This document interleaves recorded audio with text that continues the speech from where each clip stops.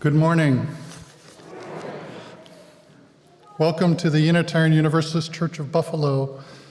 My name is Bill Park, and I'm honored to serve as your worship associate today.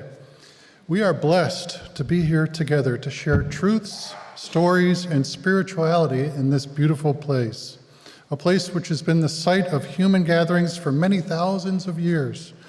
We meet on the traditional territory of the Haudenosaunee people, and we wish to honor the ancestral gardens of this land and its waterways. Today, many indigenous people continue to call this land home and act as its stewards. May we remember that the responsibility to share and care for this land extends to all people, so this territory may be a healthy home for generations to come. Welcome, welcome, welcome to this beautiful, vibrant worship space this morning. October is Stewardship Month. I invite Martha Malkowitz to join us for a stewardship moment. Good morning, everybody. I want you to know how we're doing. So far, we have received 47 pledge cards, which is 1/4 of the amount of pledge cards that we are sending out. And we have received more than 1/4 towards our goal. So we're doing super well. That being said, you know I'm always happy to receive those pledge cards. As soon as you can bring them in, that's great. If you have not been contacted by your welcoming friend, don't worry, they are still working. Some have been out of town. They have this whole month to contact you and meet you. One thing that's great about stewardship is, yes, of course we're raising money, but it's a time for us to connect with one another. So I hope you take advantage of the welcoming friends. If you can't wait and want to turn in your pledge card today, I'll be standing at the stewardship table. I'll take it. Next week is our waffle brunch. I'll be out of town. I have another job that I have to go to. So I need people to pitch in, 4 people to set up chairs, 4 people to put the tables away, 2 people to wipe the tables and sweep the floor. Last week, we had a ball doing that, so I hope sign up at the stewardship table so I have people ready and I can go away and feel calm and collected. Thank you.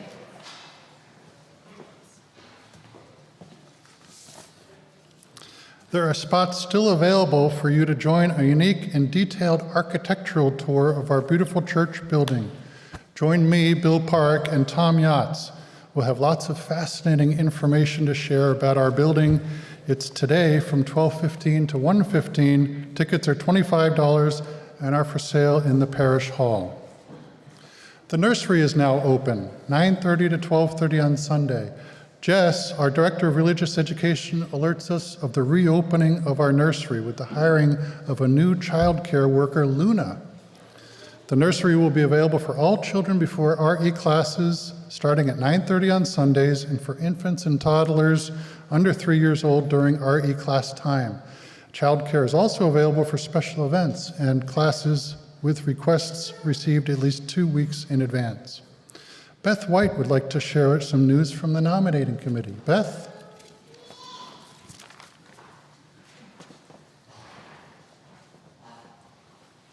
Hi, everyone. I'm the chair of the nominating committee, and if you are not familiar with what we do, we have a really important role in the church. We find advisory committee members to serve on the committees, and we also identify board members for the Board of Trustees, candidates for the Board of Trustees. So we are doing good work. In your stewardship packets, there actually is a survey that you could fill out when you do your pledge card, letting us know what your skills are so we can keep that in mind for future committee appointments potentially. But right now, our big important work is finding candidates to run for the Board of Trustees at the congregational meeting in January. We have some vacancies coming up. So it's really important, and we want to open it up to anyone who might be interested in serving on the board. We have really important work coming up in the next few years, as you know, with the hiring of a settled minister, the grant that we received, and the matching funds that we'll need for the capital campaign. So we need strong leadership. So if you have a passion for good governance and financial stewardship, maybe you'd make a great board member. So you can see any one of us on the nominating committee. I'm going to have my folks who are here stand up. So Cathy Ryan, Rachel Clark, Phyllis Disick, Peter Sloan in the back, John Petroselli, I think, is back doing tech. Did I see Rachel? Rachel might not be here, but see any of us in church. You can also email the office if you're remote, and they will make sure that we can get in touch with you. So, thank you.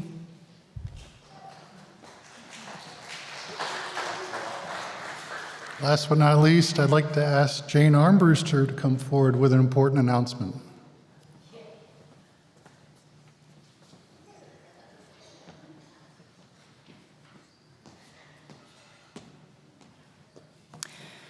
Well, I see a lot of smiling faces, and I think I know why. You may not have heard, but we have just won a tremendous grant that is going to enable us to do really necessary repairs and improvements on our 117-year-old building. So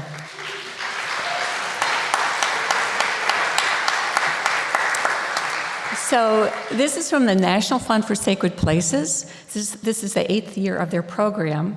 And this is our 3rd year of applying for this grant. So it's been kind of a long-ranging thing. But I want to say it's not only about the building.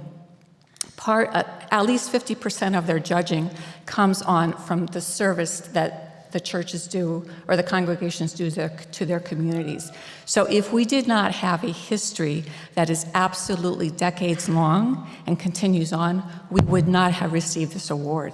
So I really want, and just an example, thanks to Bill's incredible research over time, I mean, that gave us a lot of information. And Tom Yachts was instrumental in getting the landmark designation, which was huge. And I talked to somebody who had worked with us decades ago, home opportunities made, what's it called? Home.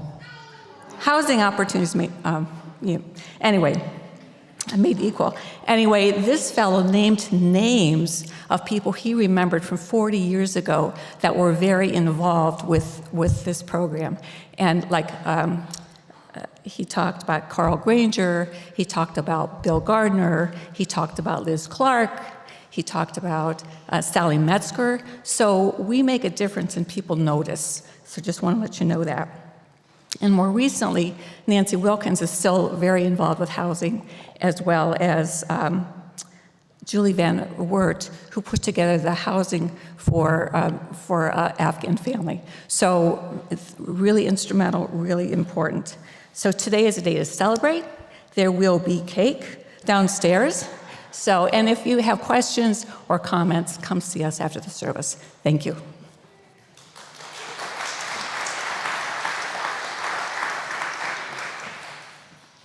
Please see your printed order of service for additional news and opportunities for engagement. Now, it gives us a chance to switch gears. I'd like to invite you to unveil the bonds that bind each to all. Please take a moment and greet your neighbor this morning. Maybe say hello to someone you don't even know.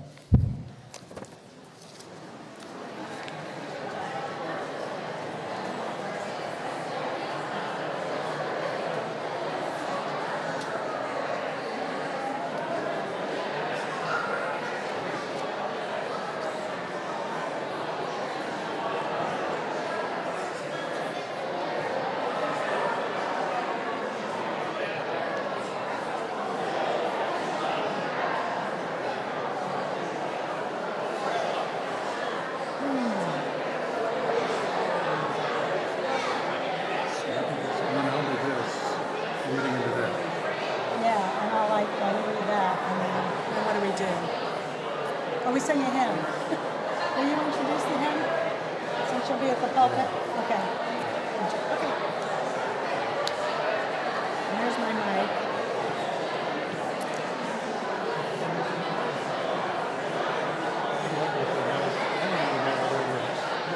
Well, he says that he'll handle it. Okay. I left my watch at home.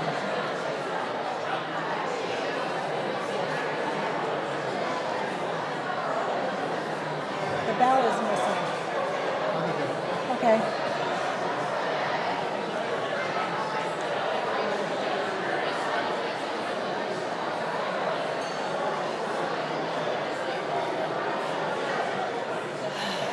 Gracias. Is it time? I think it's time.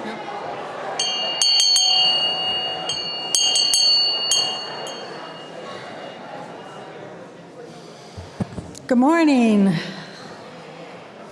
I'm Reverend Cathy Harrington, and I serve this congregation as their interim minister. The call to worship this morning is by the Reverend Gretchen Haley. Come in, all who long to know how to love this world, how to keep eyes open, hands unclenched, arms wide, breathing deeply in and out.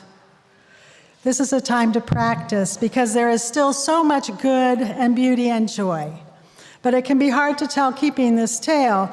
keep telling this tale with all the news and the war and the fires and the trembling earth. Who wants to love this life anyway? So come in, all who teeter on this edge of cynicism, brokenhearted, and trying still to remember laughter and kindness and the chance to be alive in these days when so much is at stake. In this place, we remind each other why we persist, giving each other courage to take this path that isn't always easy, to keep practicing this love that cannot and will not let us go. This love that still calls us on. Come, let us worship together.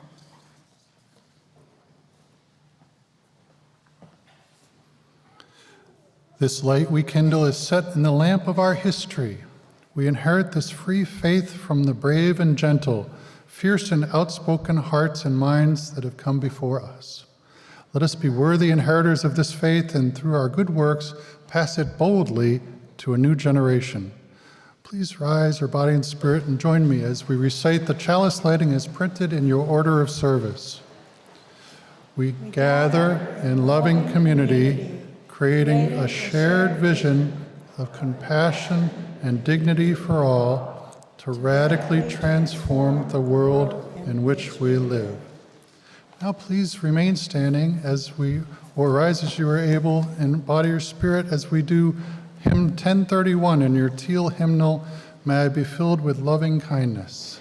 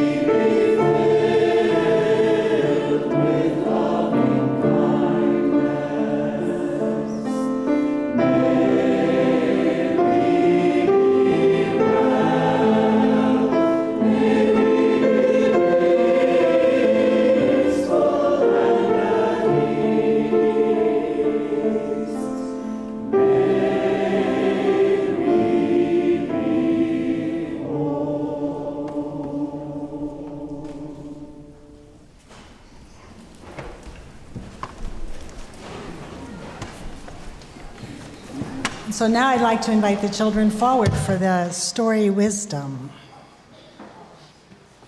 Any of those young at heart who'd like to come sit on the floor, you're welcome to as well.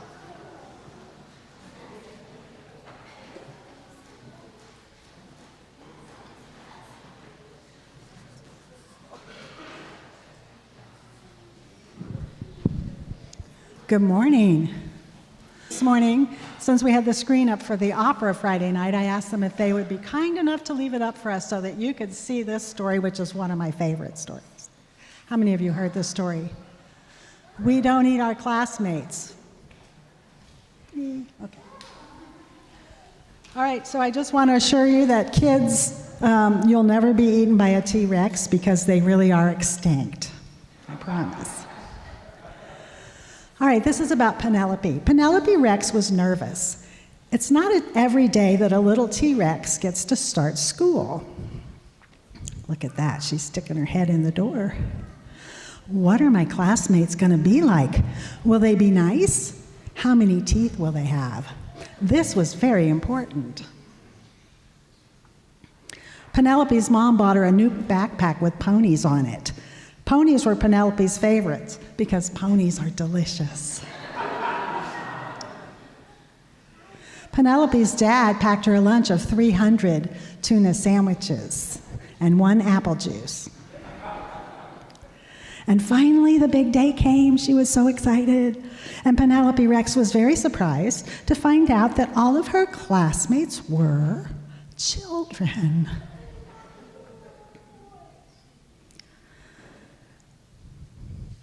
So she ate them. Because children are delicious. Penelope Rex, said Mrs. Noodleman, we don't eat our classmates. Please spit them out at once. And so she did. Ew, I know, ew, ick. It was not the best way to start school. Still, Penelope was determined to have a good first day. So she tried really hard to make friends at recess, and she finger painted some of her best work. She even saved Griffin Emery a seat at lunch. You can sit here. Penelope started noticing everyone was making friends but her. It was lonely. And when she got home, her dad asked her about her first day of school. I didn't make any friends. None of them children wanted to play with me. Penelope Rex, did you eat your classmates? Well, maybe sort of, maybe just a little bit. Sometimes it's hard to make friends, said her dad, especially if you eat them. Penelope, children are just the same as us on the inside, just tastier.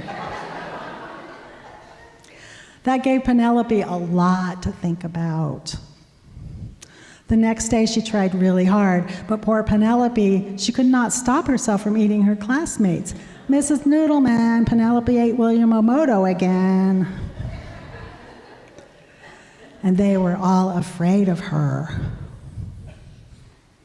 Except Walter. Walter was a goldfish. So Penelope tried to make friends with Walter. Will you be my friend? She stuck her finger in the bowl, and guess what happened? Chomp. Oh no, he's eating my finger. Ah, she's cried. Poor Penelope. Once she found out what it was like, where am I? Yes. Once she found out what it was like to be someone's snack, she lost her appetite for children. So she stopped eating her classmates, even when Cece Woodman spilled barbecue sauce all over herself. And soon Penelope made friends. Found you, want a brownie? I helped make them. So now, even when children look especially delicious, she peeks at Walter and remembers what it's like when someone tries to eat you.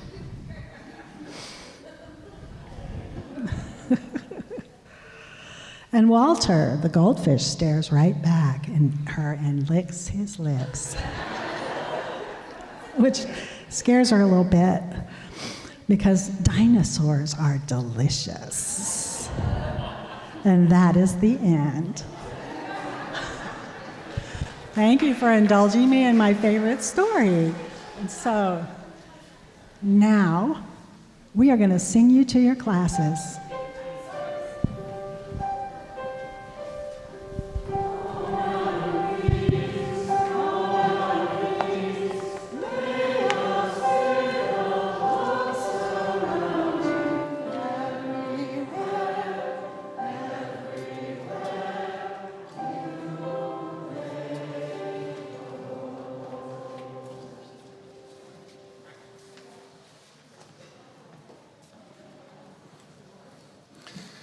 Each week, we take a good portion of our Sunday offering and give it away to a social justice cause outside our church walls.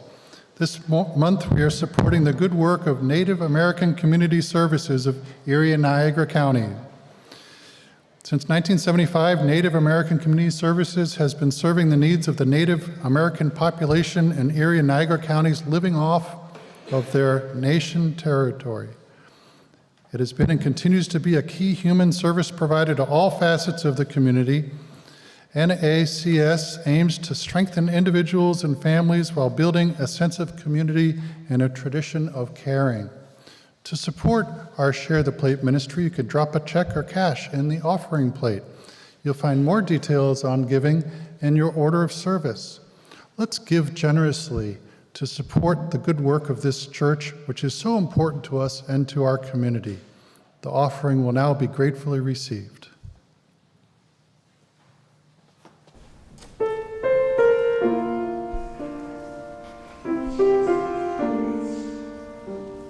Take care of this house, keep it from harm. If bandits break in, sound the alarm. Care for this house, shine it by hand, and keep it so clean the glow can be seen all over the land. Be careful at night, check all the doors. If someone makes off with a dream, the dream will be yours. Take care of this house, be always on guard. For this house is the hope of us all.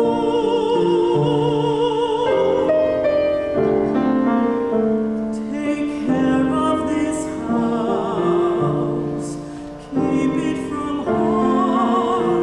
If bandits break in, sound the alarm.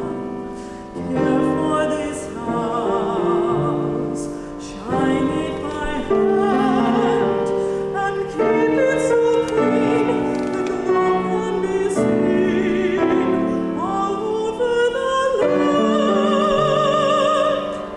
Be careful at night, check all the doors.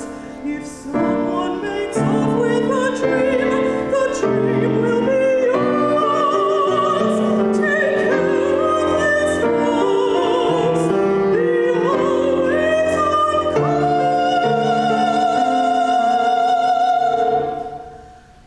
Care for this house, it's the hope of us all.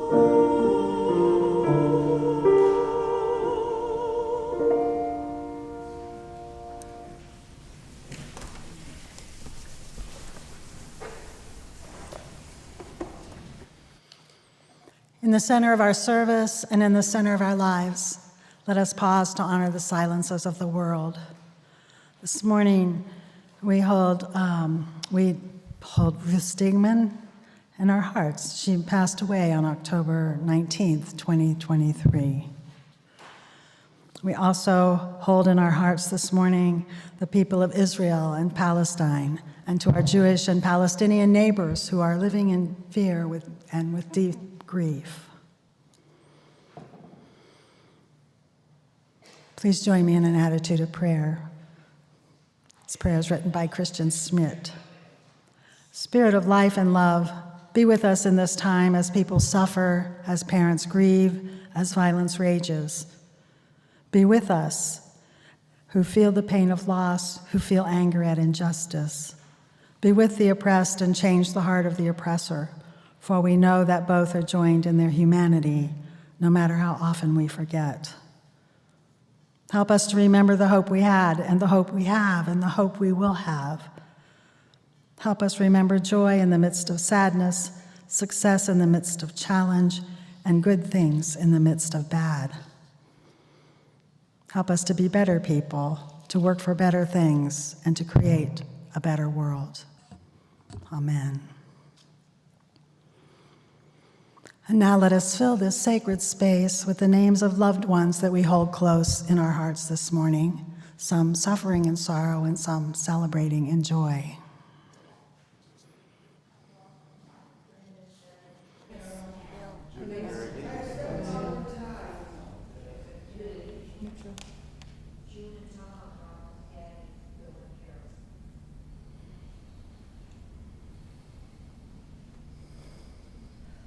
Let us share a moment of silence.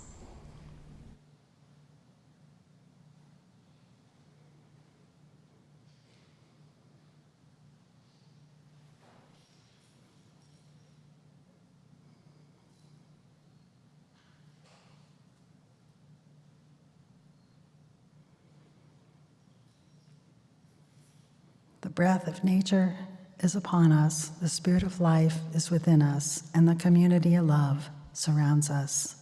So be it, blessed be, and let the church say, Amen.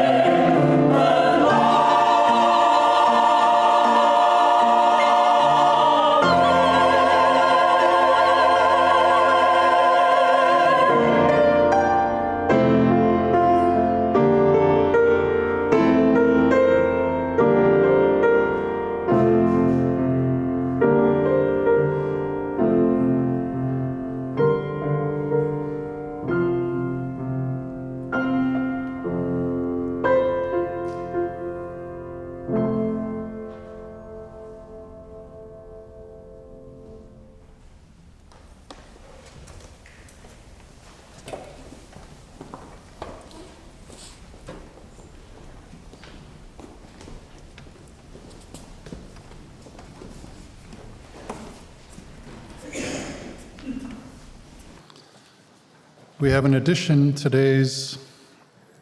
today's order of service in honor of this month's worship theme, what does it mean to be a people of heritage?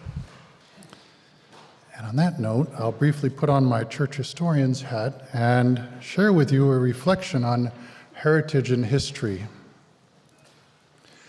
Attached to the wall of this church is what I refer to as the Founder's Plaque. It states, "In loyal remembrance of those who founded the first Unitarian Congregational Society of Buffalo, we have entered into their labors." Our church today is a direct descendant of the early Unitarian and Universalist societies formed here in Buffalo 200 years ago. I invite you to inspect the plaque for yourself. It's right next to the doors leading to the parish hall. Excuse me. Now let's reimagine the phrase, "we have entered into their labors." Set your mind free for a moment. What if the plaque was transformed? What if I was able to draw your attention not to a brass memorial etched in black lettering, but a shimmering hologram in our midst, like the one from Star Wars? But instead featuring one of our own forebears as they exhort us to build on their Herculean efforts and carry the cause of liberal religion forward. Efforts that were accompanied by great sacrifice, uncertainty, tremendous toil, and unwavering dedication in the face of great odds. Efforts that resulted in the powerful faith, the knowledge, and the principles that we have today, matched by the physical wonder of this sanctuary. In November 1831, our forebears used the equivalent of a hologram to guide and inspire them as they met, working to organize the first Unitarian Church of Buffalo. According to our written history, a meeting was scheduled to start the church. Quote, "When the evening came, it proved to be very stormy, but 3 persons arrived, Mr. John Beals, Mr. Samuel N. Collender, and myself, Noah Sprague, appeared. We had, however, religious services. One of Dr. Channing's sermons was read."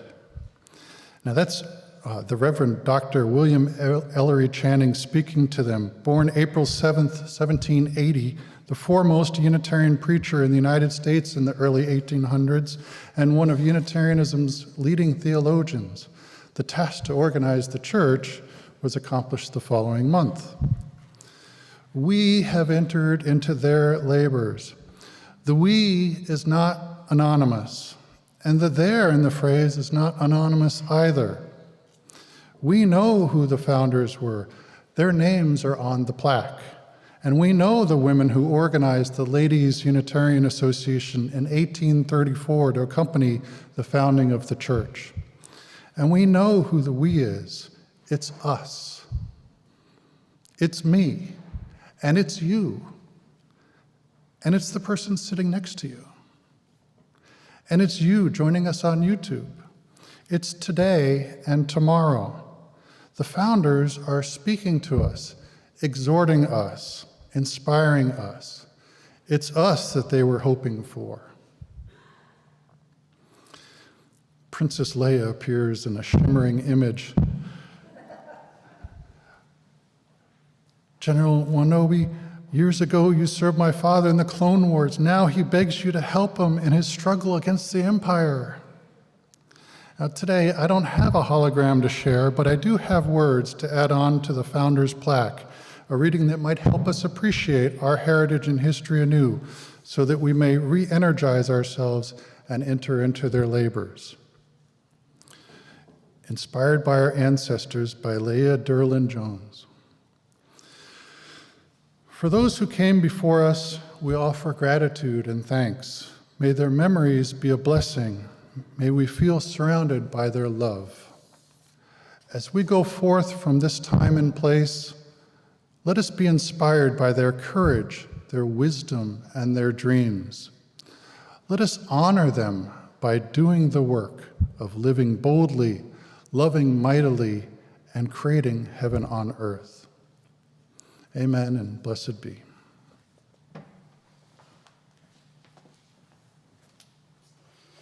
Thank you, Bill.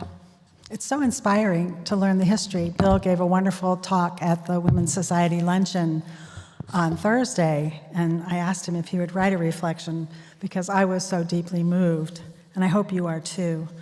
This sermon, this Sunday service, is really about helping us get in touch with what matters about this sacred, beautiful space, and to encourage us to consider leadership if we're not leading yet, and to do it in a lovely way, so we don't eat our church mates sort of as we're along the way. So I start with a story. This is a story about a man who was sitting at a train station watching the trains coming and going, and a stranger got off the noon plane, someone new to town, and she said, "Howdy, I'm new to these parts. Would you mind telling me what the people are like around here?" Well, the man said, "What were they like where you came from?" "Oh, it was terrible. Everyone was out for himself. They would cheat you as soon as look at you. I tell you, I had to sleep with one eye open half the time. That's why I left." "Well, I'm sorry to be the bearer of bad news," the man said. "You'll probably find folks here pretty much the same around this way." So the man left. Around 5 o'clock, the train pulled in again, and another man came in, a young woman this time, obviously a newcomer to town, and she said, "Excuse me, could I bother you for a moment? What sort of town have I found myself in?" And he said, "Well, what kind of town did you leave?" And she said, "Oh, it was the best. Nearly everyone was like a neighbor, even the people you didn't know. It was as if you could trust everyone. I mean, I guess there were some people you couldn't trust, but I just never met any of them. Nope, where I came, the people were as good as they could be." Well, you're in luck. You'll find the people here are just like the people in your town. So, two different perspectives of how we see the world and how it colors our reality. The lens we choose is a choice that we make. So one of the goals of interim ministry is to encourage new leadership in the congregation. Sometimes I come to a congregation and I find that people have been sort of recycling in and out of the board, and they're just pretty exhausted. So before you slide under the pew and sneak out the back door, I invite you to open your minds to hear a different way of thinking about church leadership. I know you're busy, and you're probably pulled in multiple directions. But the church does need you. And you might ask yourself, do you need the church? And only you can answer that. Gary Kowalski puts it this way: people who come to Unitarian Universalism seeking spiritual goods are likely to be disappointed so long as they have the outlook of a consumer in search of material goods. If their connection to our liberal faith is to grow into something more rewarding, they must give up the consumer mindset and think of themselves as shareholders, co-owners of what happens in this church. So think about that for a moment. Why are you here? Are you a consumer or are you a co-owner in the mission, a creator of this church's future, someone who feels called to make a difference in this hurting world? As Bill said, the forebears of this church created this space. They sacrificed, they donated time and money and the spirit of this noble endeavor to create a community of liberal thinkers, which was really a brave thing to do. You know, we were heretics then. We're still sort of considered heretics, but back then they were clearly heretics. Their goal in building this sacred sanctuary of freedom, hope, and love was never about consuming or about being entertained on Sunday mornings, but it really was about making the world a better place.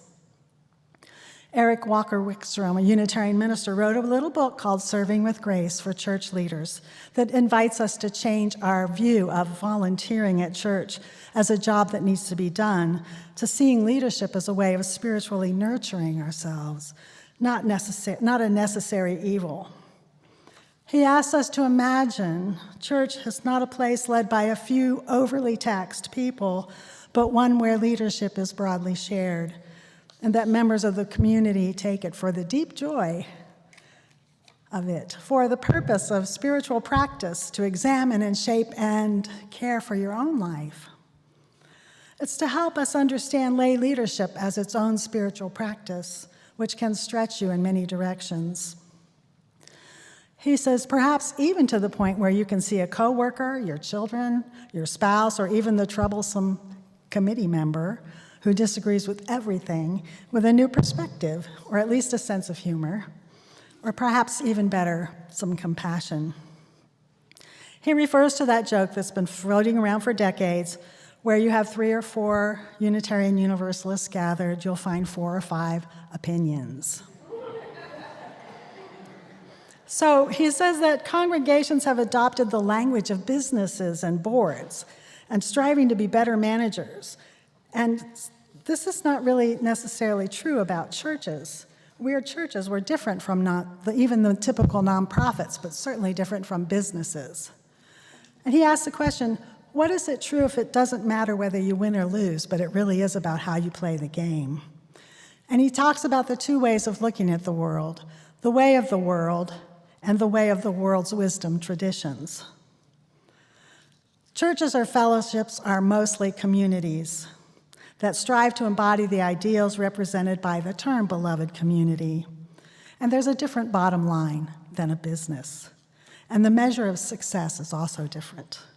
So this little book, I encourage you to see if you might find it. You can find some used copies on Amazon and some new ones from the UUA website. But this book will also teach you how to say no as a sacred yes.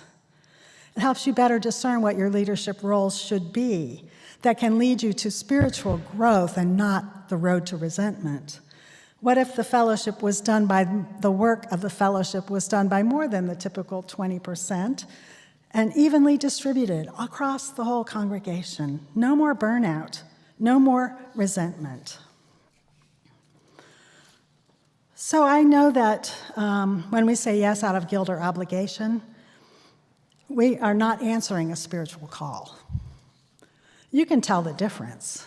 A true calling will not let you go, even if it's terrifying, even if you want to run, like Moses. Moses, who suffered with a stutter when he was called by God, said, "Why me, Lord?" Or Jonah, who ran away from the Lord and was swallowed by a whale. Being trapped in the wrong role can certainly feel like being stuck in the belly of a whale. I remember years ago when I was asked to be the den mother of a scout troop because they were going to have to fold. It was my younger son. They had no one else. I had serious reservations because I had been a Girl Scout, but certainly not, I didn't know anything about Cub Scouts. And I loved my son, and I felt guilty as a single mom that I wasn't giving him enough attention, so I volunteered. And for a short while, a very, very short while, I was a hero. I found myself very shortly after that sort of trapped in a living room with 6 very energetic 8-year-old boys on a weekly basis. Their mothers would drop them off and happily go shopping. It wasn't long before my son Andy stopped coming to the meetings. And so there I was with 5 8-year-old boys who I didn't really know. And this didn't do much for my self-esteem. I wasn't the best den mother, I know that, but I did my best. I had great snacks, and one of the projects that, this was before the internet, remember, so one of the projects was to teach them about electricity, Ben Franklin and flying a kite and all that. So we made kites. So I went to the Home Depot and I bought, little wooden dowels and things, but they were, too heavy. So you'd have to have hurricane force winds for the kites to fly, but nonetheless, they were very pretty. I picked beautiful fabric and things like that. So anyway, it wasn't long before I was starting to plot my escape. How do you get out of this commitment? These kids are counting on you. Turns out the only way to respectfully get out of it was to move far away,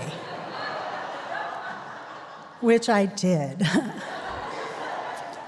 Across 3 states. So, I get it. So it would have been okay. Walker-Wikstrom's book said to me, It was okay to say no. You can say no. And so that's what we need to think about. If you're feeling that way about your leadership, like you may have to leave town, let's talk. Maybe we can find something different for you to do. But on the other hand, if you're feeling stressed but you'd like to change your mind and view your leadership as spiritual practice, as a calling to make the world a better place, then we can do that by changing our lens. What if the world's religious traditions are right and it doesn't matter if you win or lose, but it's how you play the game? What if it doesn't matter if you get through the agenda on time? Or what if it doesn't matter if you make your stewardship goal? As Martha in here, she'll probably shoot me when she sees me. There she is. What does it matter if you don't make your stewardship goal? What if it matters is really the heart and the faith and the generosity and the love, the hard work that went into it? What if it really matters that we treat each other with love and respect and compassion and dignity? What about that? Church is not a business. So let's not eat our church classmates. Let's measure our success by how we treat the stranger, how we treat one another, and how hard we work. We may not always succeed, we may fail, but we will get up and do it again and again and again. I don't know how much time we have left. I want to tell you a little bit about this woman, Reverend Erin Wathan. She was the senior minister of the Foothills Christian Church and the author of several books. And she noticed at Easter that looking around her church, how the garden was gorgeous. The hedges were perfectly groomed. She thought about the worship team and how hard they worked, and the children's ministry and the musicians and the greeters and the handshakers, the bulletin hander-outers, the coffee makers. And it made her overwhelmed with gratitude. It takes a whole village of volunteers to make this happen. As she was writing this to her congregants, she started backspacing and saying, wait a minute, volunteers didn't feel quite right, didn't feel like the right word for what these people were doing in her church. And she thought about how she cringes when she comes to church without her children in tow for a meeting and people will say, is my husband babysitting? And she'll say, well, no, yes, he's at home with the kids tonight, but I don't think you can effectively say he's babysitting when it's his own dang kids, right? She said, I think we call that parenting. She feels the same way about volunteering at church. Back in the old days, if you asked your grandparents, they didn't volunteer. They served as deacons, greeters, Sunday school teachers, property committee managers. They considered what they were doing as a service, a ministry. Volunteering is what you do in a place that you like, but you care about a little, but you don't belong to it like this church. To volunteer says that you're an outside resource, stepping in to help. Volunteering is what we do when we pick up the trash at the park or build a house for Habitat or sort food for the food pantry or what you do at your kid's school on Friday, Wathan writes. It's not what you do in a place that belongs to you. A volunteer, she says, is just a flyby, a helpful flyby, but it's a flyby. It's not the same as contributing to something bigger than you and something that is a part of you. We do not babysit that which is our own. We are always asking people to do things in church, and what we are asking, the gifts that you give, are ministry. And volunteer does not do justice to the work that you, dear people, do in this church. This is not a flyby volunteer organization. It belongs to you. It's the we. It's the big we. It belongs to all of us. So before you jump to no, when the nominating committee taps you on the shoulder or I whisper in your ear, what gifts can you share to this community that belongs to you? And here's another concept that Walker poses in this book. What if every idea is a good idea for 5 minutes. Yeah. The policy is this: no one can argue against an idea for 5 minutes. Everyone must act as if it's a good idea and listen to one another before we shut it down for any reason. We tried that. Or who's going to pay for it? That's my favorite. Wikstrom says, for the person who remains curious and wide awake to the moment, life never repeats itself. For the person who remains curious, life never repeats itself. So we're on this journey together. We are following the footsteps of the founders of this church. Wow, it's incredible. I feel so honored to be with you. The term minister means one who serves. This is the quintessential understanding of leadership in the religious context, Walker says. For some of the unnecessary weight it carries, leadership, as you discern your gifts to this community, it can begin with a new and exciting journey. I always think of the wisdom of Howard Thurman, who said, don't ask what the world needs, put in church. Don't ask what the church needs. Ask what makes you come alive. Because what the world, and then go to it, because what the world needs is people who have come alive. And that's what this congregation needs as well. May it be so. Amen. And blessed be. Please rise in body or spirit and let us join together in singing hymn number 318, We Would Be One.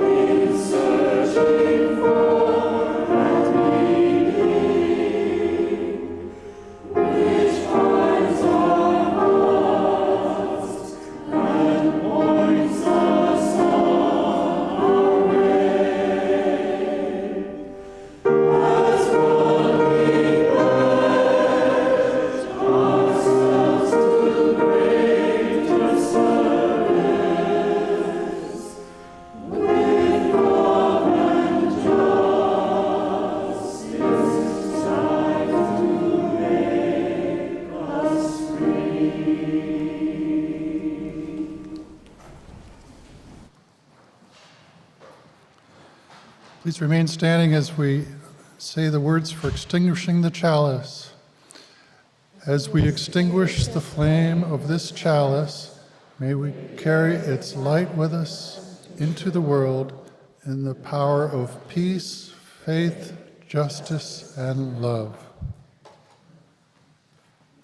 Reverend Leslie Tashahaki, we bring into our hearts all those who have gone before us, all those whose living in this world has prepared the soil for our living, all those who have enabled our being. Let us remember those whose existence is seeded in our lives today, not only those who are our physical descendants, but those who inherit the love we sow and the hope we reap and the promise that we harvest. May those of us whose religious inheritance is freedom never rest until all those who wish to be its children are sheltered. And now go in peace, remembering that you are blessed, you are a blessing, and above all, remember that you are not alone. You are never alone. So be it. Blessed be, and may the church say, Amen.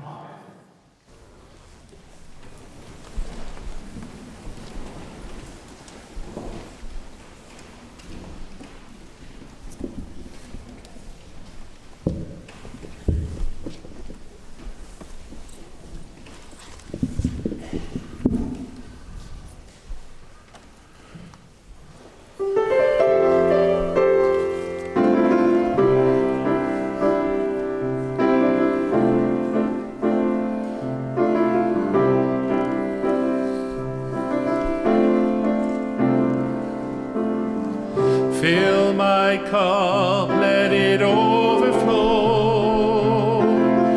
Fill my cup, let it overflow. Fill my cup, let it overflow. Let it overflow with love. Lord, let me be your instrument, spreading sunshine in the land. Lord, let them see your good works in me. Help me to be the best I can. Lord, fill my cup, fill my cup, let it overflow. Fill my cup, let it overflow.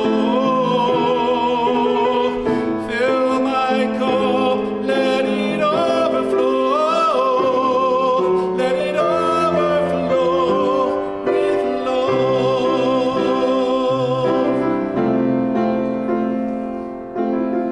It's my desire to live for thee and to always walk upright. Lord, when I come on bended knee, help me to make it through the night. Lord, fill my cup, let it overflow. Fill my cup, let it overflow. Fill my cup, let it overflow. Let it overflow with love.